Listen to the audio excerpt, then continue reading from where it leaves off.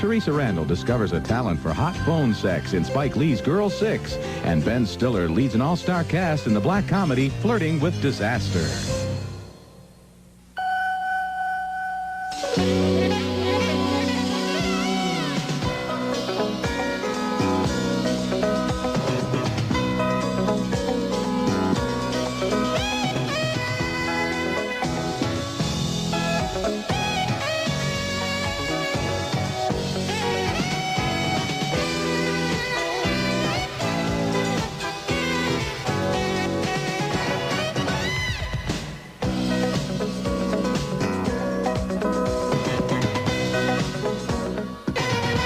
Be patient.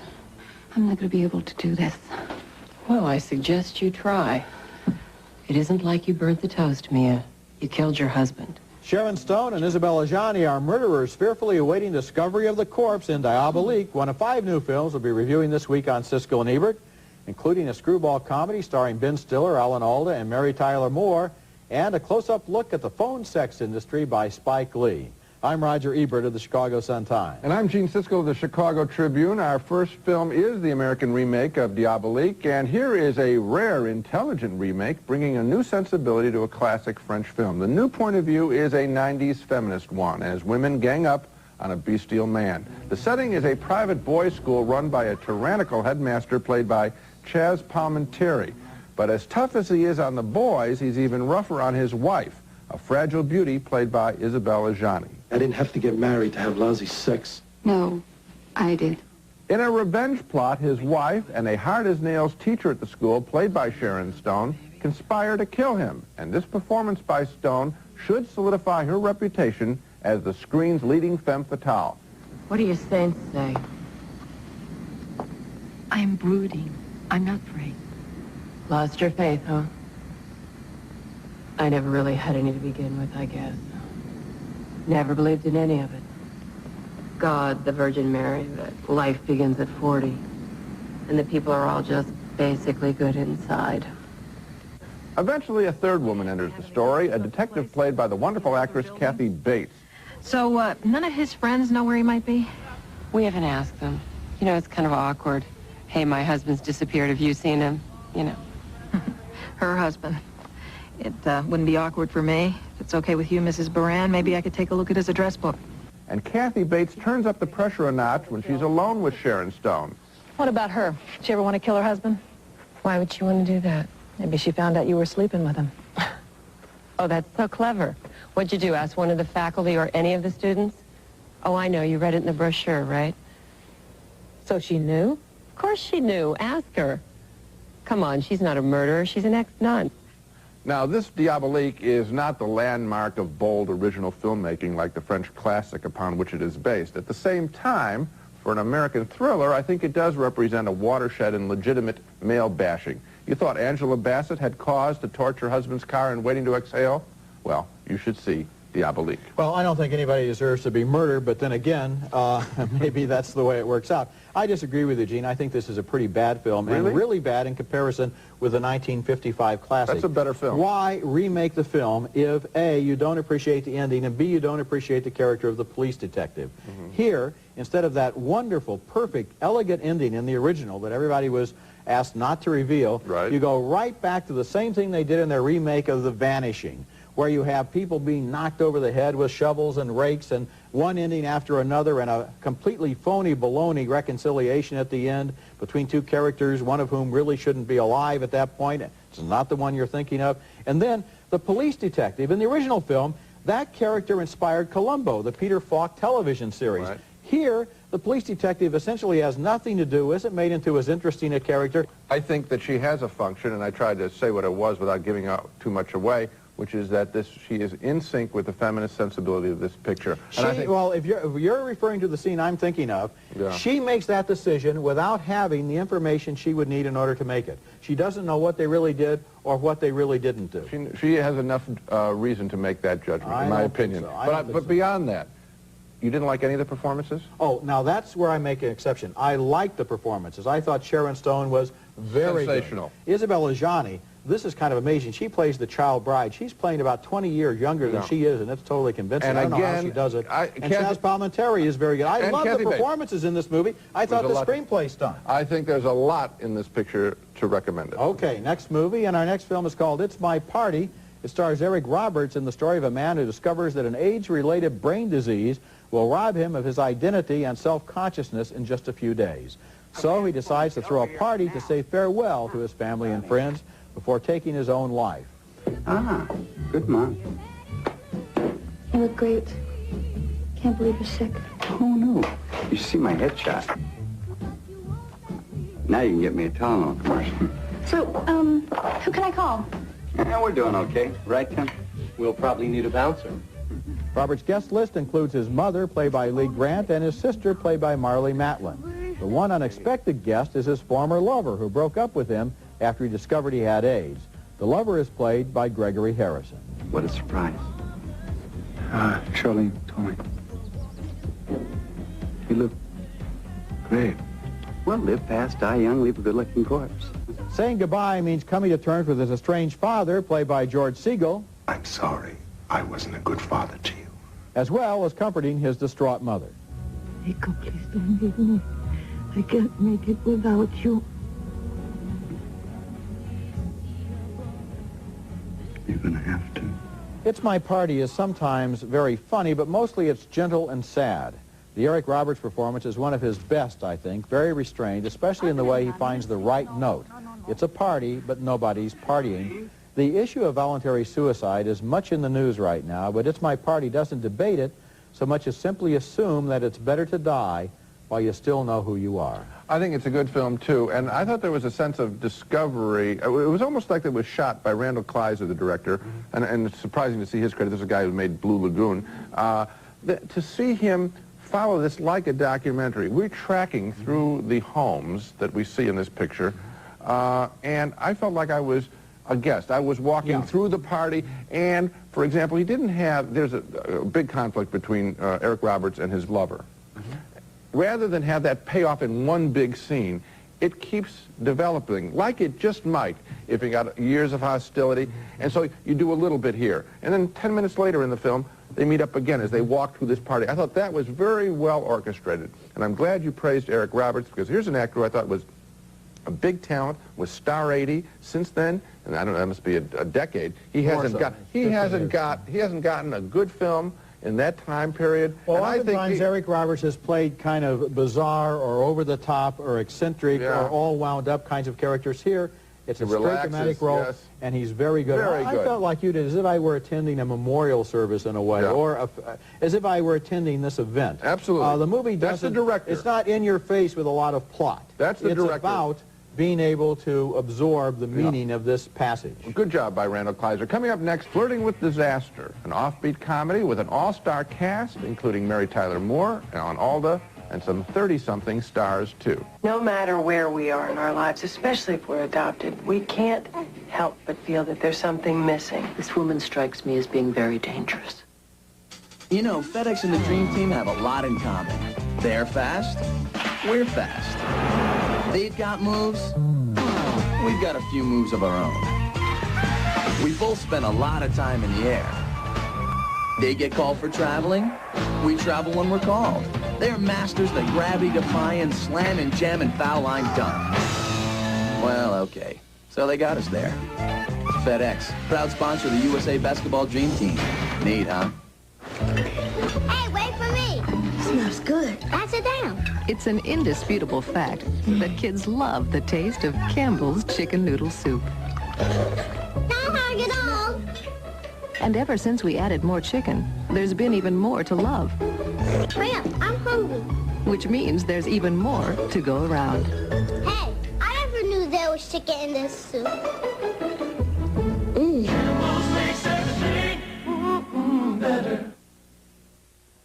When I got rid of my gray hair, I wanted a natural look, so I didn't take any chances. I used the sure thing for a natural look called Just for Men. Apply Just for Men, and in 5 minutes, rinse. It's specially timed to blend away gray, bring back your natural look, and condition hair. It's a sure thing. Just for Men, the sure thing for a natural look. And now try Just for Men Color Gel for the hard-to-color hair of mustaches and beards. Brush in, rinse out. Just 5 minutes. Come on, honey. Come on. That's my big boy. Good. There you go. Now, come on. Come on. Mommy's gonna put you in your high chair and fix you some Friars, cookies, and cream. Wow!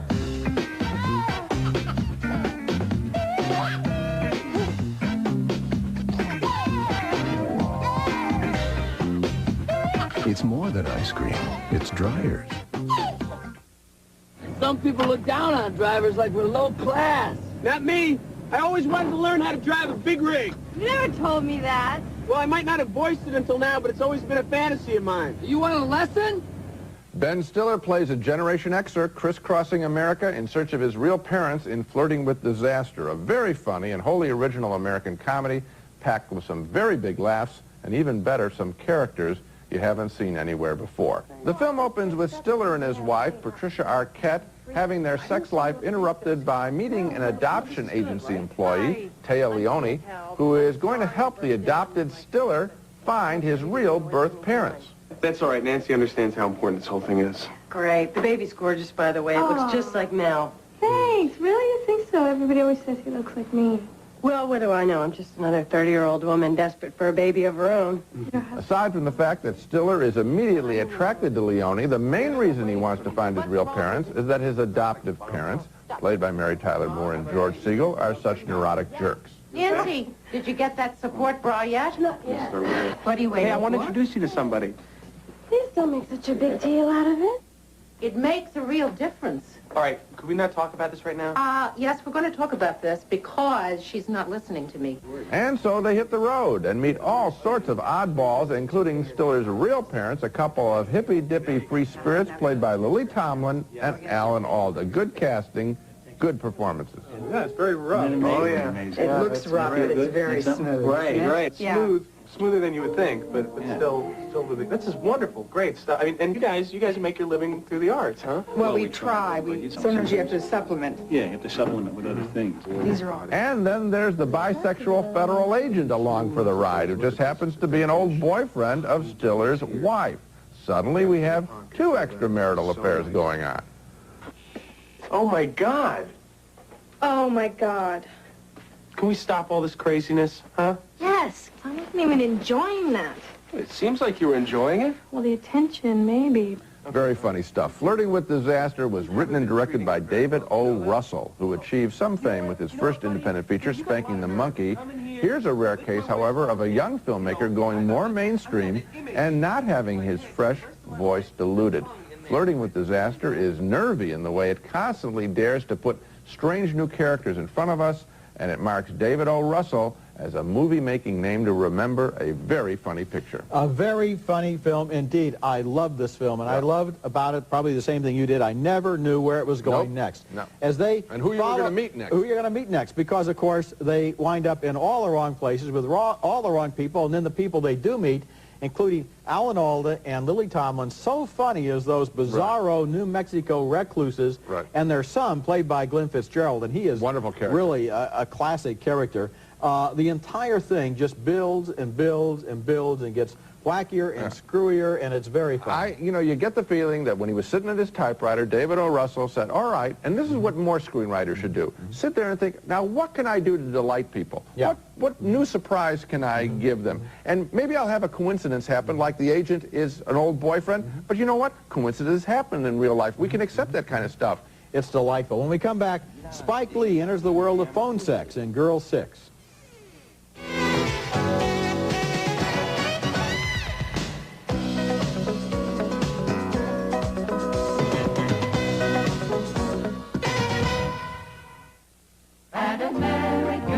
Hi, I'm Jake Jabs.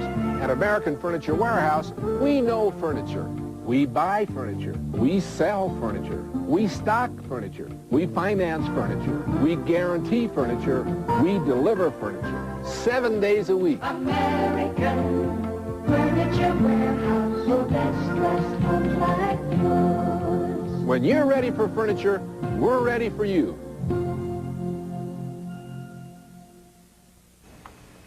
What is a family? A family is a group of people who look out for each other.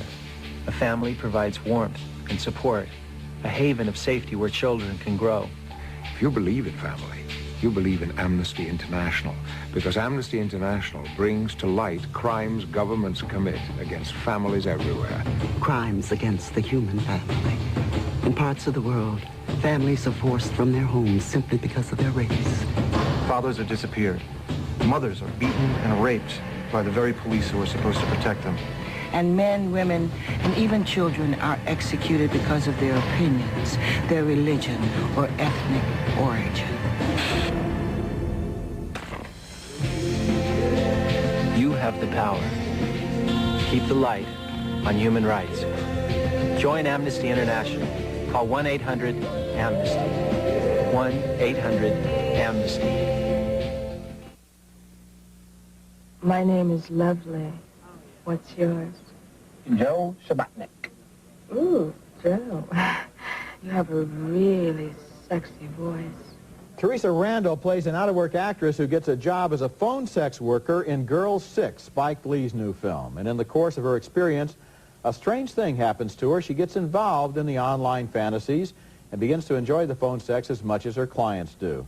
While Girl 6 is still new on the job, she discusses possible phone sex fantasies at a training session. Naomi Campbell plays another trainee. This is Mistress Marlene. I heard you've been a naughty boy. Now pull down your pants and bend over my knees. You're going to get spanked. Playing roles on the phone creates opportunities for the movie to parody many different kinds of roles, and Teresa Randall is seen as if she were on The Jeffersons, and as Foxy Brown, a character made famous by Pam Grier.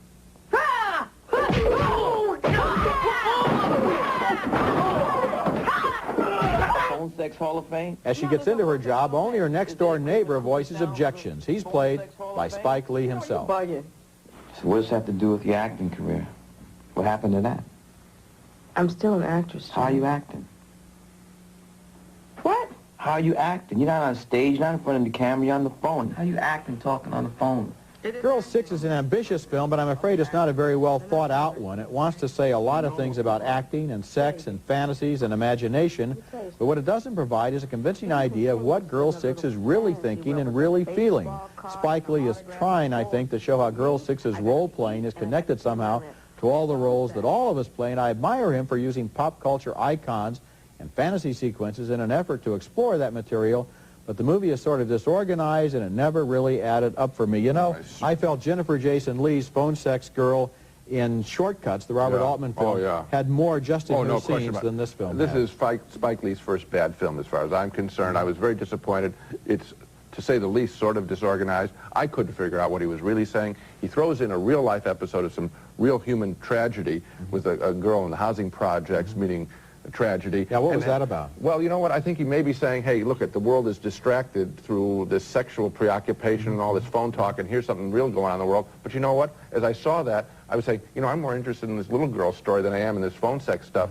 Also, I think that the parodies and all that are fairly obvious and quite predictable and beneath him in a way. You know that an actress, we're way ahead of this picture because he shows us all of her frustrations for about 20 minutes, it seems like, before she takes the job. Now, come on, we already know what this movie is about. We've already seen the scenes with a lecherous director and so forth. Oh, that's bad Another stuff. thing, this movie is allegedly told from the female point of view. I think it's really from a male point of view, and I'll tell you why.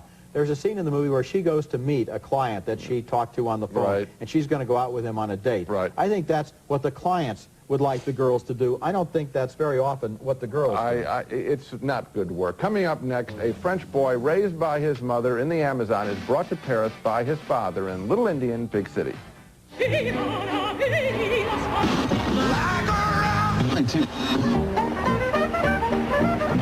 Weather advisory, there is a winter storm watch in effect for the entire area today. Seems like it's only going to get worse. So look, if you don't have to be out there, please get off the roads.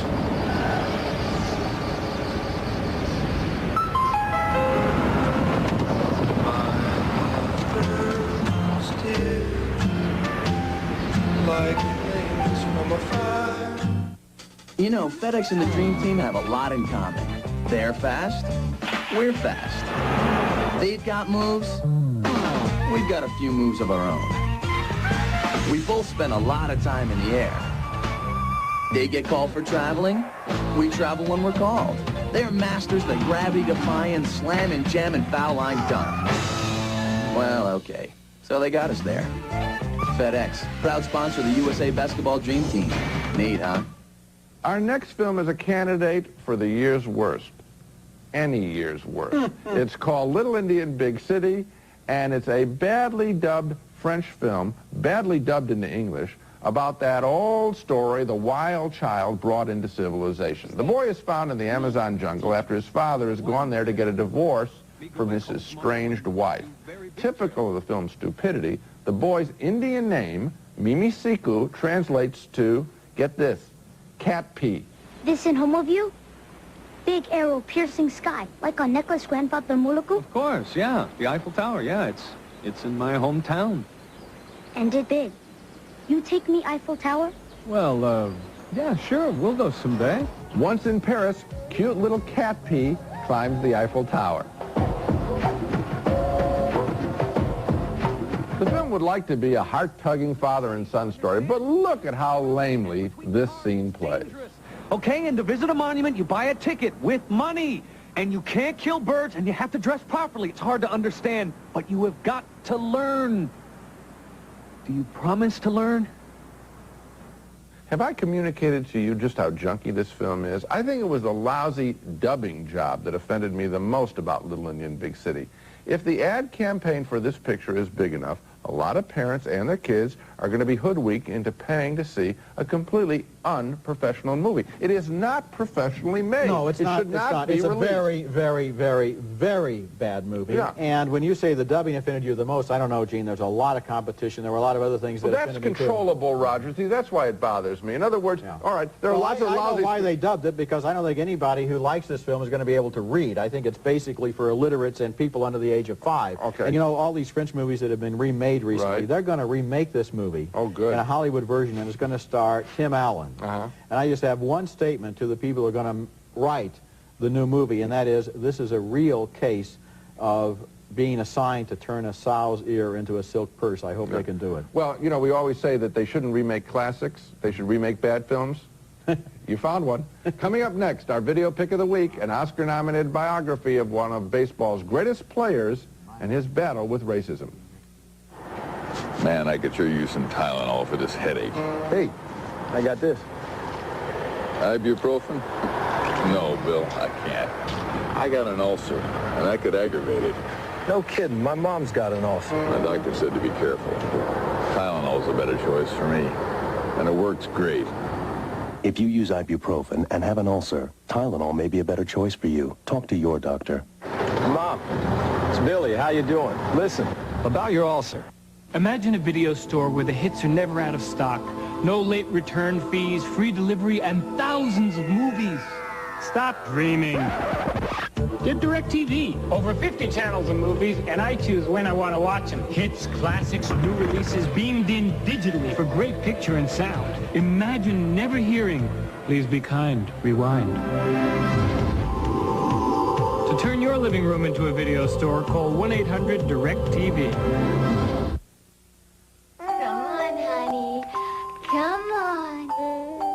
My big boy. Good. There you go. Now come on. Come on. Mommy's gonna put you in your high chair and fix you some Friars, cookies, and cream. Wow!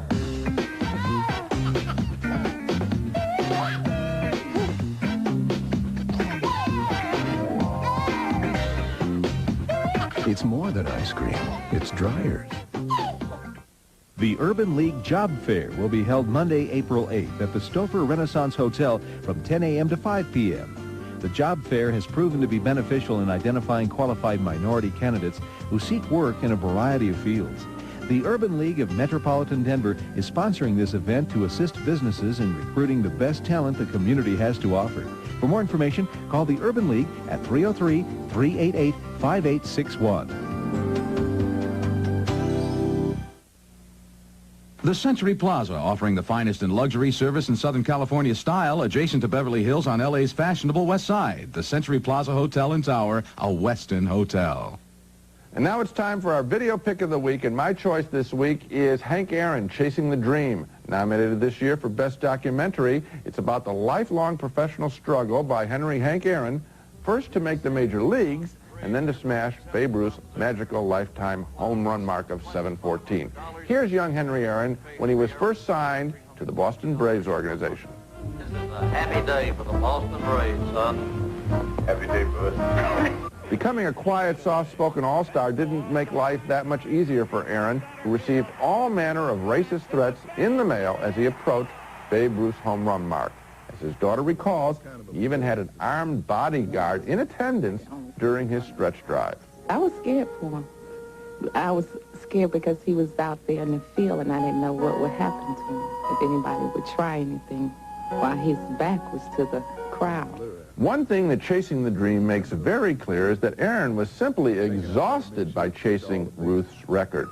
I don't think it was joy or excitement I was feeling, more just relief, like I could finally come up for air. Hank Aaron, Chasing the Dream is not one of the best documentaries I've seen, but its story is fascinating, and it's good enough to be my video pick of the week. You can also catch it on cable the night before the Oscars on Turner Broadcasting. And now let's recap the movies we reviewed on this show. A split vote on Diabolique, the American update of a classic French thriller. I thought Sharon Stone was excellent as a lethal male basher, but Roger didn't see the point of this remake. 2 thumbs up, however, for It's My Party, a surprisingly lifelike film about an AIDS victim throwing one last party for family and friends. Eric Roberts finally fulfills the promise he showed in Star 80. 2 thumbs up for the offbeat comedy Flirting with Disaster and its huge cast of stars. Director David O. Russell creates an exciting, wildly original script.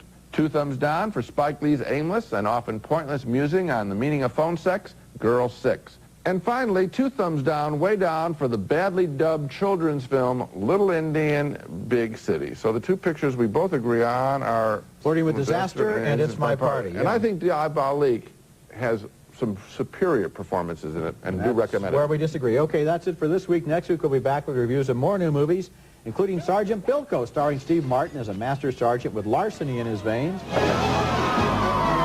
And also A Family Thing with Robert Duvall discovering that James Earl Jones is the brother he never knew he had. That's next week, and until then, the balcony is closed.